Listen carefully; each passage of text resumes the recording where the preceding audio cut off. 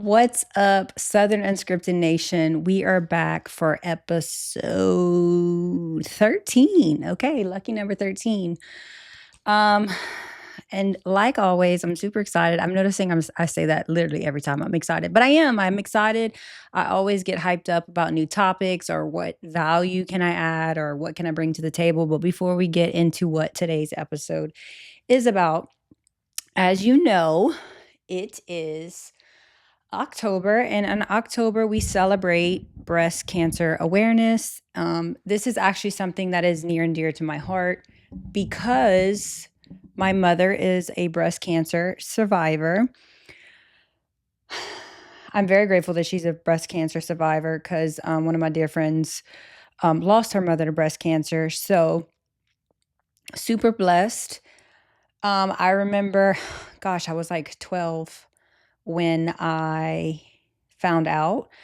I remember being with my sister, and I was so young that you don't really, cancer was just such a bad word, and you don't really understand the depth of it. So, like, in my mind, I just thought I was going to lose my mom at such a young age. But I'm very lucky I didn't. But I do remember she was going through treatments, chemo, radiation. She lost all her hair and was still a single mother and had to work. Um, so I remember just being really embarrassed, if I'm being honest, because my mom was bald. And for me, it was like other kids would stare. Why is she bald? Why is the mom bald? Why is she wearing a rag on the head? Because she hated, I mean, you can only imagine women know. Well, let me just say this, wigs are much more comfortable in today's world than they were back then, but she hated wearing a wig.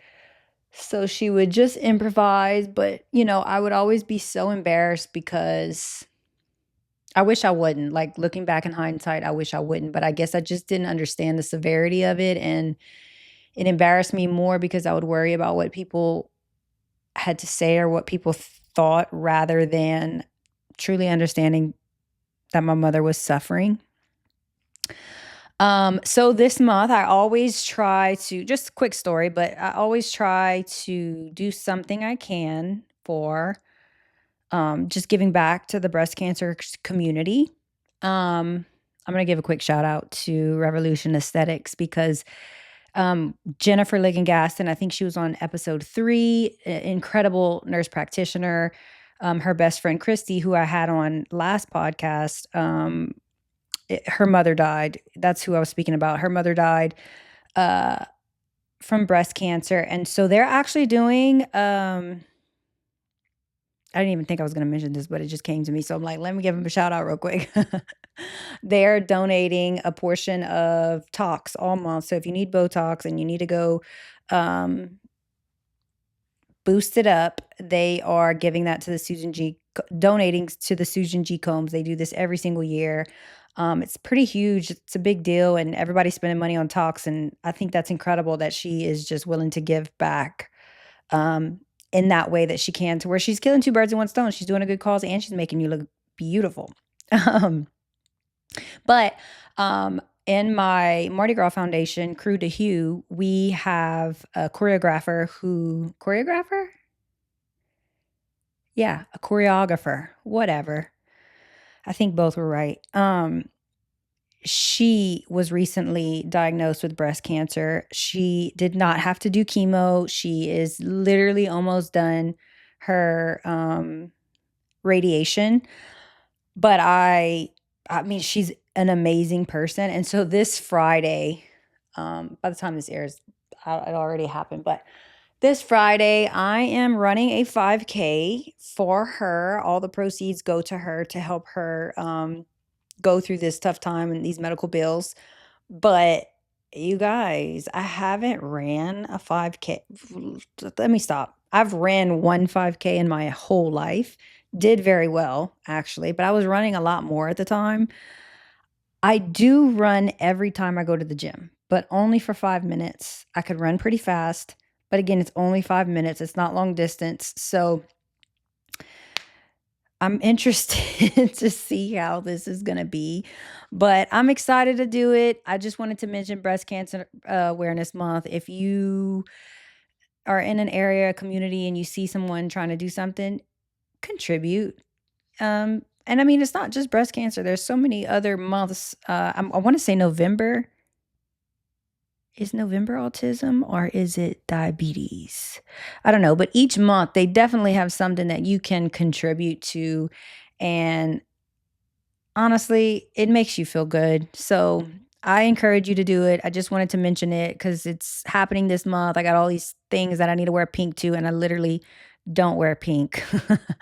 I'm trying to be better, but I'm like, I don't even think I own a pink shirt. Um, but anyways, that was just small mention. But let's really get into the episode. So, um, I just got back. So my birthday was yesterday. Today's October 7th, whenever this airs, just so you know. My birthday was yesterday, and I actually had a really good birthday. Me and my husband, he was like, "Where do you want to go for your birthday?" We like to travel. And sometimes it could be just quick 2, 3 days, doesn't have to be crazy. We just like to get away. And we kind of both have a job where like we don't really have to take off. Like there's some things that are definitely manageable from anywhere, and that is a blessing. I know some people like to completely disconnect from work whenever they go on vacation, but I don't know. I think it's a mindset, honestly. Uh, but our trip was amazing, and it might have been one of the most amazing romantic trips um, that we've ever had, and it really kind of helped us do some grounding in our marriage. And I was like, me and Kyle's relationship has not always been easy, and we have actually been through some really, really hard things. Um, that some people know, some people don't know, and it's like it's not always pretty, you know?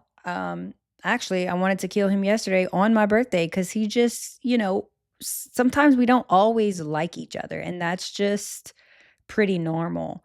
But I think if you strive in your relationship to at least want to make sure you're connected and want to make sure that the spice is there, 2 willing people, man, it could do wonders.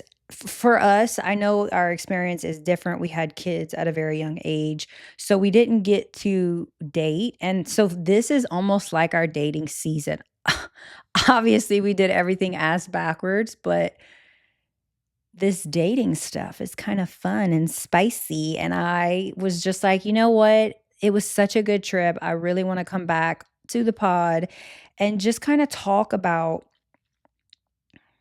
the trip and connections and, like, epiphanies we had and revelations and hope that maybe it could help shift someone's marriage, um, in a positive way." So, Sedona. If you haven't been to Sedona, you need to go, honestly. I went last year, exactly a year ago. Not quite exactly, but a week or 2 away from making it a full year. My niece was getting married, and she is not quite the party person and all, like, the bars, which amen, sister, because that's not really my scene, although I would do it for her. She wanted to go to Sedona. She wanted to do hiking. And my sister had already been, so we went. And it's kinda like when you go into Phoenix, you're like, "Oh, this is it?" Sorry to anybody who lives in Phoenix. When you start driving north and start seeing the red rock and the scenery, you're like, "Oh, it's pretty," you know? But then when you start hiking and they have these vortexes in Sedona, and a vortex is basically like this energy that comes from the rock. Now, this is gonna get very hippie on you real quick, but if you know how to be one with the sun and one with the earth, um, they always say go hug a tree. Like I'm telling you, there's an energy there that just makes you feel good. And they say that everyone goes to Sedona for healing.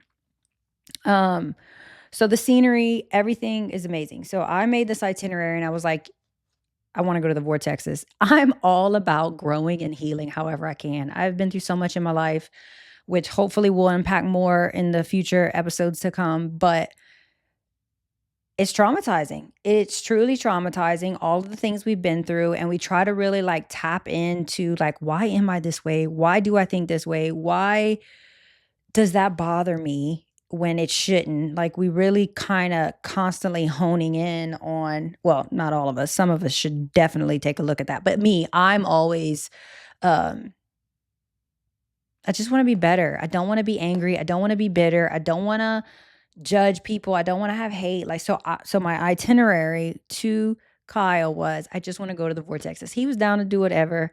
This would have not been his choice of a trip. I can promise you that. So when we first get there, he's just like, I mean, he's starting to analyze. We didn't even go on a hike yet. We're just getting there. We're settling in.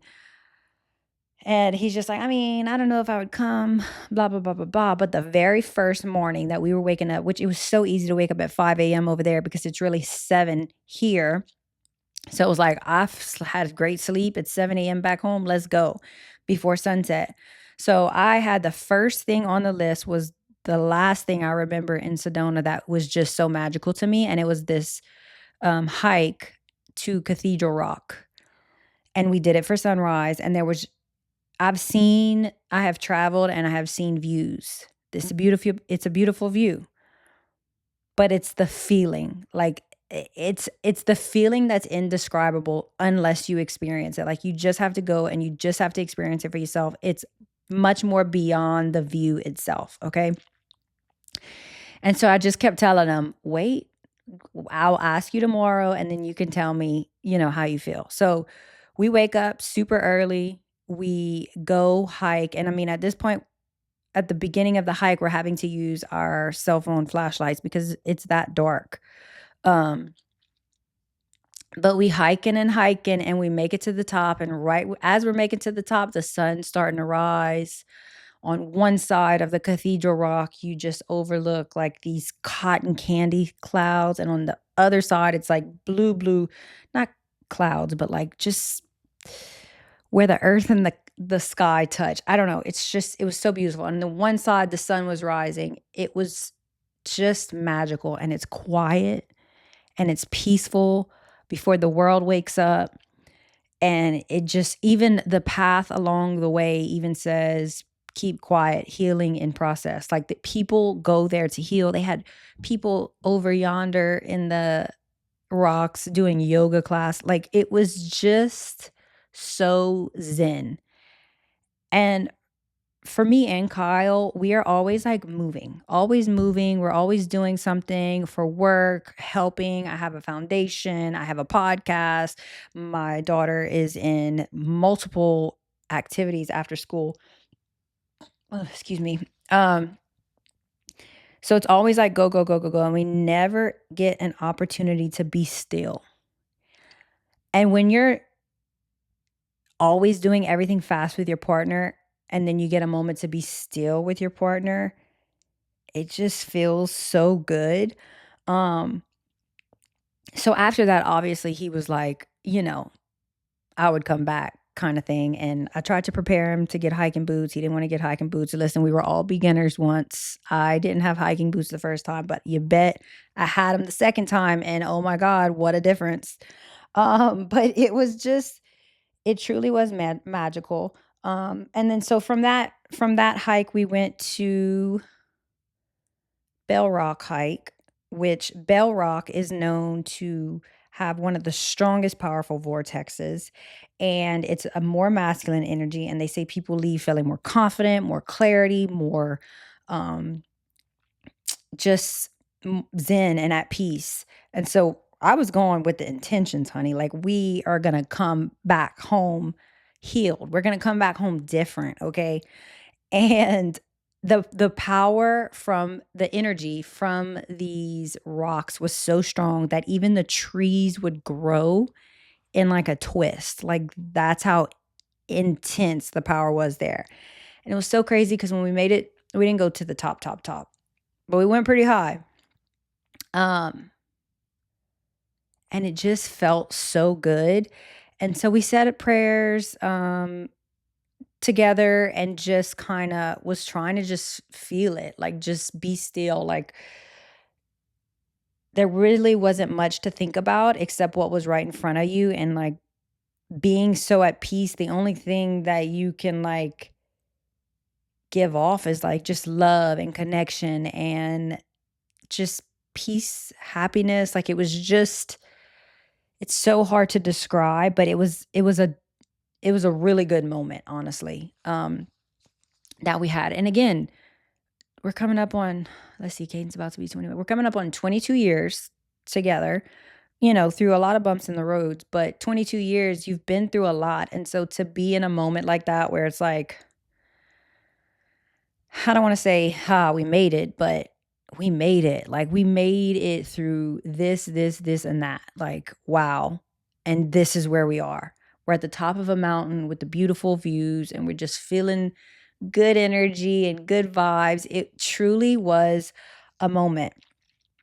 And, and then after that, we went to a chapel that was beautiful. We said some prayers for his parents. And the trip just kept getting really good, better and better. And it was so chill, like just for your mental state. It was just so chill. There was like, when you travel with someone, you're going to bicker here and there. Like there was really none of that. I think we snapped at each other right when we got there because we were hangry. And by the time we got there, it was lunchtime back home, but it was still early and nothing was open. But it wasn't like anything serious, but that's the reality. When you're traveling with your partner, you're gonna have those moments where you snapping at each other, right?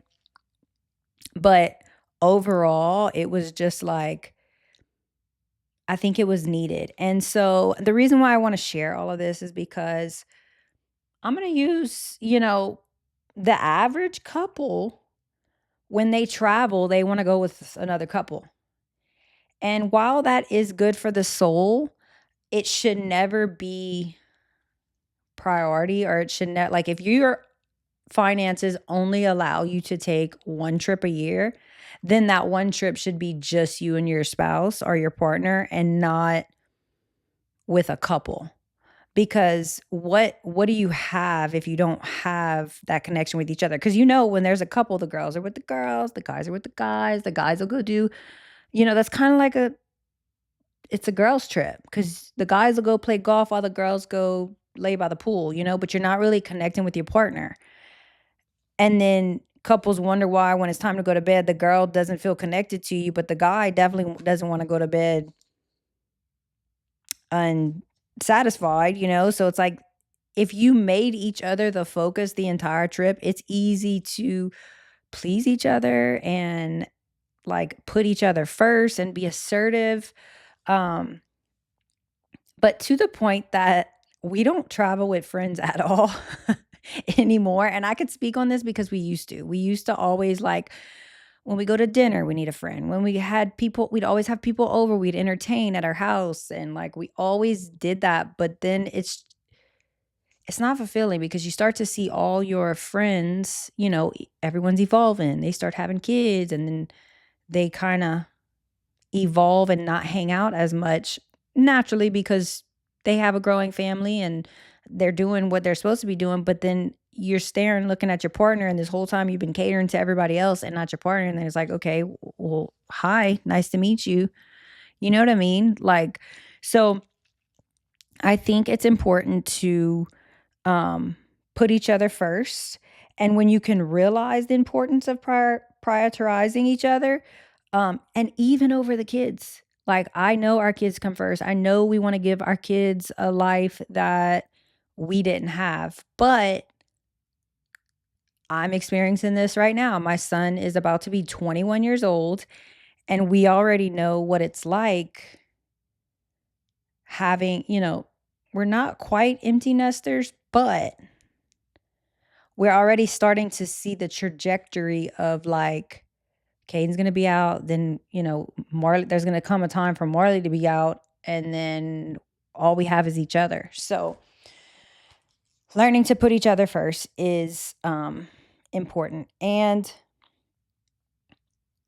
I don't think it's selfish. I don't think it's selfish as far as like, putting them in front of your kids because again, we're giving our kids a life that we never had. Like shit, my kids definitely have a good life that I didn't have. Like I come from a divorced broken home. My sisters kind of helped raise me. Like I never got new clothes, which is probably why I have a problem buying new clothes all the time. I always got hand-me-downs, everything wasn't always easy. So, um I'm giving my kids a life that I never had. So that box is checked, but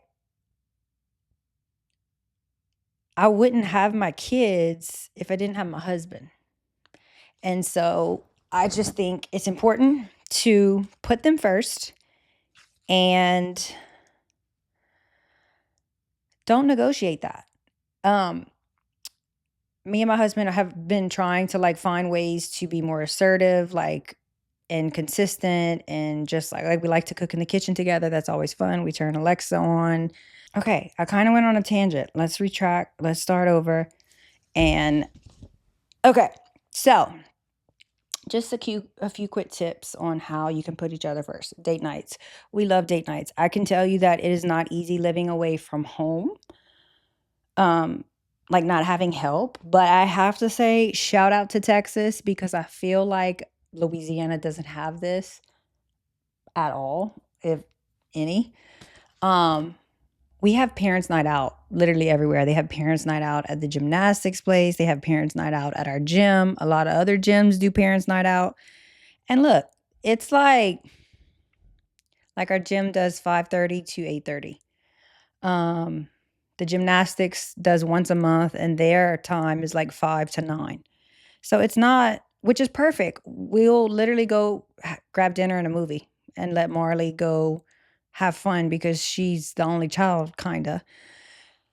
Not really. She's not the only child, just the age gap. Don't take me serious here. But she's pretty much the only little one in the house. She loves to socialize. She doesn't have any friends in the house. So it's perfect. And it allows me and him to um connect. We just talk about things we're not allowed to talk, not that we're not allowed to talk about, but we talk about things that we don't get a chance to talk about during the week because our schedule is pretty busy and sometimes like we're just moving so fast that we forget to mention things, we forget to talk about like upcoming plans, future, da da da da. Um Again, solo trip to Sedona was amazing. Um Physical touch is a huge tip. I have to um talk on this. So, years ago, we took the 5 love language test. Physical touch was my final not good, like my final, what am I trying to say? It was the last one. That's his first love language, physical touch. Mine was not physical touch. Um, but if we took the test today, my first one is physical touch. Let me elaborate. Um, so for me, like I never really liked physical touch. Like, get off of me. Like, leave me alone. I need space. But the truth is I've done a lot of digging deep in, and there's a few things that can be the reason of why I didn't like physical touch. My parents are divorced. I never watched my mother or my father physical touch anybody. Like were both alone. They never dated really after. They never remarried. Like they were just both alone. And so I think that is the first thing. Like I never saw it. I don't even know what it looks like. Never saw it, right? And then um over the years, I've gotten better at it. And then obviously my hormones, we've talked about this already. If you've listened to some podcasts, my hormones were low and I was probably more low on the average age than most. And that made a change. Um, but the real reason is I never loved myself enough. Like, loving yourself can change so many areas of your life. Peace, happiness, touch, wanting to be touched, like all the things. But with the hard work that I worked on myself, physical touch has changed for me. He's always been, physical touch, but for me, it has changed our relationship. because we have two people who can't get their hands off of each other, and it makes your connection deeper. It makes you, want to stay so close to this person. I literally went on a trip with my husband. We got back Saturday night. Sunday, of course, he had to go play pickleball. He went play pickleball for like 3 hours in the afternoon. I was just on a trip and it was just us together, but I couldn't wait for him to get back from pickleball. Can't wait. Let's cuddle. Let me hold you. I missed you. He was only gone for 3 hours and we just spent 4 straight days together. So that's just an example of like how much it can change the love you have for each other. Um, be open to touching your boo. Just rub them on the back. It can start a little small, rub on the back. I love scratching backs. Um, I know this is weird, but like I love getting blackheads or popping zits on the back of the backs. I don't care. And so, like, for me, eh, who doesn't like to be treated and pampered and like, hey, if I have something back there, make sure you get it so nobody else sees it, right? Like, I got your back. Um, and then another tip would just be shared goals. We always share our goals and our future and what we want to do. Sometimes they evolve, sometimes the goal is still the same. Our goals have changed so much just living out here, trying to figure out what we want to do. We have a kid that could potentially be moving out soon. And like, is our house too big? Like, whatever, just the goals, right? The goals of life. You stay connected. It's kind of communication though. Like if you're not sharing everything with your partner and you're holding information, whether it's your goals, your dreams, because you're scared they might not support you, that's a problem. And you need to visit that. Also, get a life coach. Nope, I'm not even going to go on that tangent because then I'll never get out of it. But we'll talk about that another time. Life coaches. Somebody make sure you press the button right in so I don't forget. And we'll talk about topics of life coach versus therapists because they're not the same. Um, so I kind of touched on this already, but I do want to revisit again why alone versus group trips. Um, and I've already mentioned that you have a deeper connection when you're together. You're learning more about each other rather than going with other people learning about them because like, guess what? You're not going to have these other people forever. Like if you married someone and you plan to grow old with them, you need to be able to like them. Us just being alone on this trip allowed us to learn even more. I mean, we're 22 years in and we're still learning stuff about each other. Obviously, we're growing to different people that we used to be when we were younger, but we're just learning. I I really didn't even know how Kyle was going to respond to hiking. And I kept saying, "Have you ever hiked before?" And he's like, "I was a little kid, this and that." Like he's never freaking hiked before. I can promise you that. And it turns out I am in better shape than he is. But he did damn good.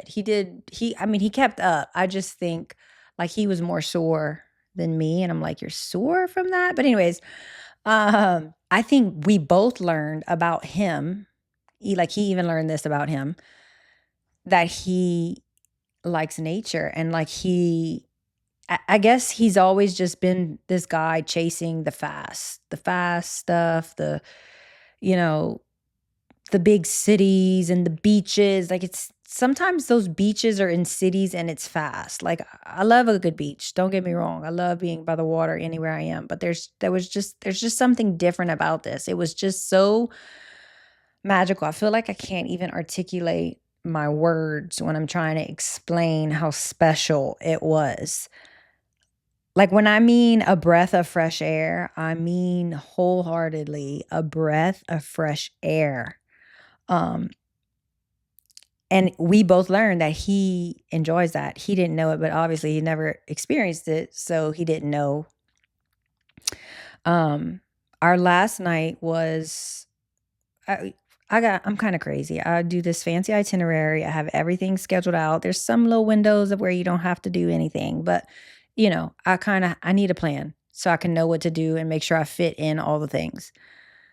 Last night was my birthday dinner. and we went out, and then we're driving a Corvette. We kinda had one too many drinks, if I'm being honest, and we probably shouldn't have been driving that Corvette all the way up Flagstaff in the night. Because when we drove it the next morning, I realized we were driving that at night, and it was kind of blurry because we was drinking. I was like, "Oh my god, we should have not did that." But anyways, we had a moment in the car. Yeah, I kinda cried, like, just because the older we get, the more we reflect on life and our decisions that we've made in the past and our wrongdoings, and even the stuff we've done, 18, 19 years old to one another is still traumatizing, and it still has an effect on you, and it carries into your relationship. And if you don't heal those areas of your relationship of like, I'm so hurt from him, he's so hurt from me, that you'll never, not that you'll never move forward, because you can move forward with bitterness on your heart, but why do you want to do that? Right? Like, why do you want to have the ick towards your partner? Like, like, I'll see couples at, they've been together years, like I'm talking 30 years, and they're at the point where they're like, oh, screw him. Fuck him. He does whatever. Da, da, da, da. Like, I don't want to be like that. And that's honestly just build up from bitterness over the years because, in a relationship, we both do some things, and then it's just like, well, screw him. But I think, in relationships, people make mistakes. I think it depends what the mistake is, but I think that if you communicate those things and how did it make you feel? Okay, well, I'll do better and actively try to be better at those things, then I think that's what makes you stronger. And like, I know it's so cliche to say, because what doesn't kill you make you stronger, or people who've been together 20, 30 years, been through some stuff. That's why they have such a solid relationship. I don't know. Communication, I'm kind of going on a tangent. I don't even know if it's making sense anymore, but I do want to offer some encouragement and maybe some things that maybe if you felt anything that I said and you were like, oh my God, I want that. I want to be better in my relationship, communication, blah, blah, blah. Build a solid foundation in your home, because some people just live there. They don't have like a true foundation. They don't communicate. I know, couples, they hide stuff from their partner or whatever. Like, that's not really a good place to be. Um, I think the only thing me and Kyle hide from each other, honestly, is like spending. And not intentionally, but like, he didn't need to know that I needed to go get this new purse. Like, he don't need to know that. And he probably feels that I don't need to know that he needed his third pair of pickleball shoes that are like $200 in the last 3 months. You know what I mean? Like, so those are the things we probably like not tell each other, but everything else we lay it on the table. Fuck that, screw that. Like, if he is willing to be honest with me, I can't even be mad at that. And vice versa, right? Like, well, thank you for telling me that, asshole, right? You get it? So, um, I do want to encourage, like, if you do go on a date night, schedule no phone call. Sometimes we'll like, cause he has a job where it's very demanding with his phone. It's not all the time, but when it's on, it is on. And it is pretty annoying, honestly, because he'll be like, hey, you want to go to dinner? And I'm like, say less, let's go. And then we get to dinner and he stays on the freaking phone the whole time. But I can't be angry or upset with it, because at the end of the day, his job is what provided us this incredible life. And um, I'm grateful that he has a job, that he has more freedom and he can work from anywhere. So like, I can't be annoyed by it. But there are times where he has enough of his damn phone and we'll like go to Home Depot or Walmart or Target, and we're going to Costco, and we'll both be like, I'm leaving my phone in the car. And we'll leave our freaking phone in the car and just go, not have that distraction, like really just be into each other, because it's so easy to just get distracted. Your phone, you get a text message and you immediately look at your phone. It's ridiculous. Like, it can wait. I don't care who it is. It can wait. Even if it's an emergency, it can wait. And I'm going to explain why. I grew up, we had beepers. Like, all those emergencies, it still took us time to get to them, right? So like, it can wait. It shouldn't have to be like this whole frazzled thing, but whatever. Let's not get on tangent about the phones because the real the real reason is to give you encouragement, all right? Again, take a short trip, a staycation, even if it's just a hotel or a resort in your area, just something to reconnect. And in those moments, find time to turn the phone off or um I don't want to say schedule the sexy time because that's kind of weird. Um, but go with the intention of like, I'm gonna be there for him or I'm gonna be there for her. Like, go in to rekindle that love that you fell in love with this person for a reason. And if you lost it, it's okay. It happens. Life happens. If they're still there, there's still time to bring it back, bring the spice back. You just have to get creative and really think about it. And since we all have access to ChatGPT, anybody can ask ChatGPT anything like, hey, chat, I want to go on a vacation with my husband and I really just want to reconnect. Give me some ideas and ways that I can make this an amazing trip. I want to have some intimate time. I want to do dinner, blah, blah, blah, blah. ChatGPT will spit every idea out like you came up with it and you'll be like, holy shit, let's go. Okay. So we have resources, guys. Um, do something new together. I love this idea because for so long when me and Kyle would go on our date nights, what is a date night? The average date night is food and drinks. And the older I get, the less I want to drink. I literally go back and forth with being sober and not being sober and not being sober. And I say not being sober because if I go to a wedding and I want to have a glass of champagne or a glass of wine, fair, right? So that's like me not being sober. But being sober because I literally hate the way alcohol makes me feel. I can't even have a drink without like, I don't know, it just doesn't make me feel good. I don't think it likes me. I don't think I like it but that's a topic for another day. Do something new. It doesn't have to be drinking and eating. Kyle mentioned to me literally yesterday that he wants to take dancing class.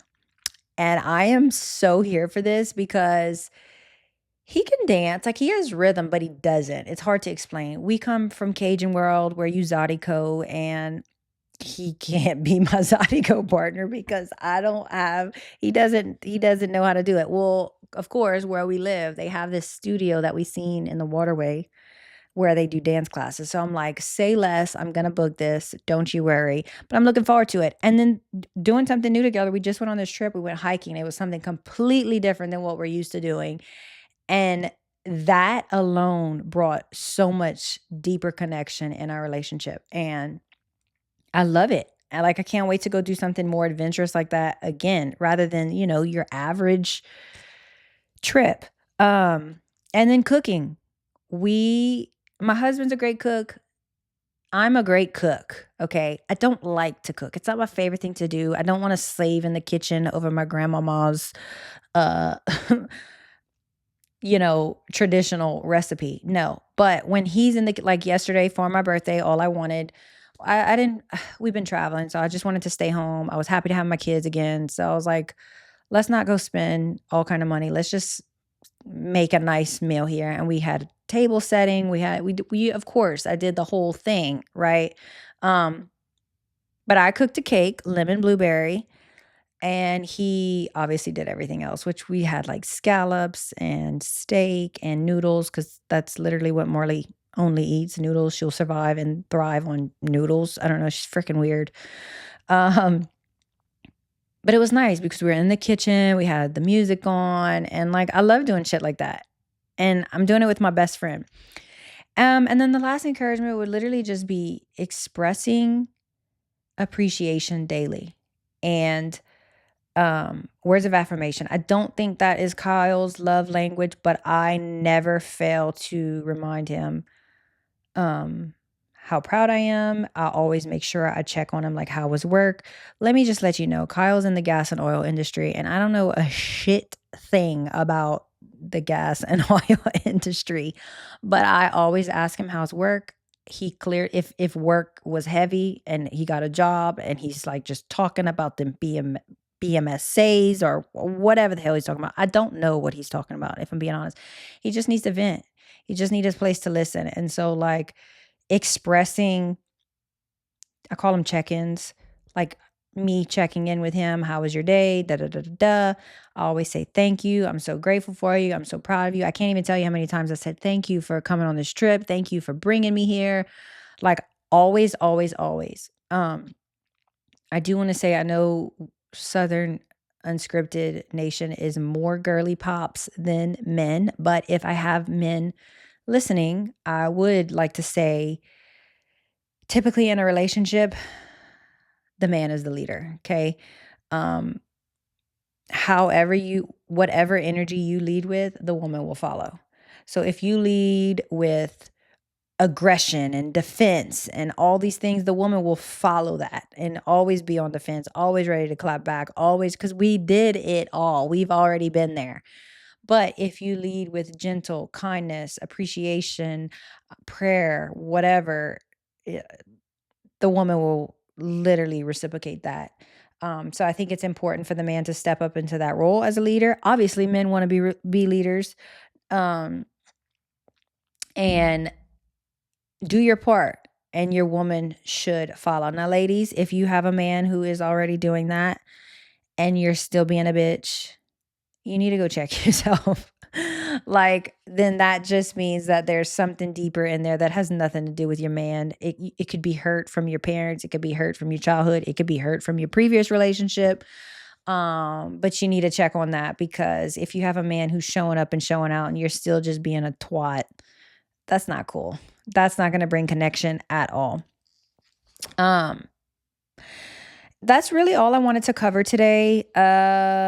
I am very happy in the relationship that I am in, and I hope that our relationship could help others. Me and my husband talk about this all the time, but we have so many close friends that we see in their relationships, and it genuinely makes us so sad. I hate seeing people split, especially when there's kids involved. And I low key pray for them, because I'm just like, maybe they can get back to, I always have hope that maybe they can get back together. And so if you feel disconnected in your relationship and you can find your way back, it starts with being intentional. Um, but one of the biggest things that has helped me and Kyle tremendously was that we kind of divided our growth individually. Like, not let's just grow as a couple. You need to grow as you. Like, Kyle has a different life upbringing than I do. And both of those things show up in our relationship. So if we don't figure those things out, we can't like grow together in a relationship. So the first step I would say is like, work on yourself within.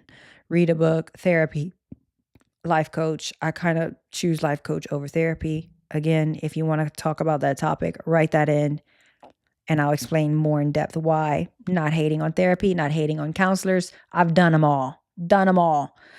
My sister just had a really weird experience. I should almost bring that up whenever we do talk about it. And I am super excited to still be here doing podcasts. I am thinking about coming to an end on our season 1. I just don't really know what episode I'm going to stop on. I do have a lineup, some fun stuff. I'm working on bringing a life coach. Speaking of life coaches, working on bringing a life coach or two on. And I am going on a sister's trip. I know I travel so much. You just want to be me. I'm just kidding. Every year I go on a sister's trip. Last year, my sister's trip was my niece's bachelorette because, we can only do one. But I'm super excited because this is the first trip. We're not going to have nieces. It's just the sisters. Of course, we have a great itinerary planned, but we will be doing a podcast with all the girls on set. And I'm super excited about this. I know we're going to get some good laughs in, and I'm sure you listeners will be so entertained. So I'm just trying to figure out if that's going to be the start of season 2. I haven't figured it out yet. We're all just winging it and trying to make it here.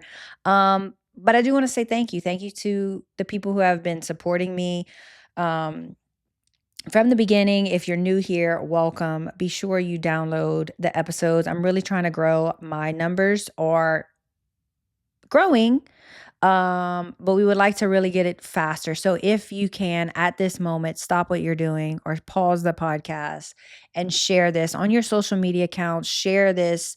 Or if this wasn't your favorite episode and there was another one that you just really hit home for you, share it, please. So I can grow and we can get some incredible guests in the future.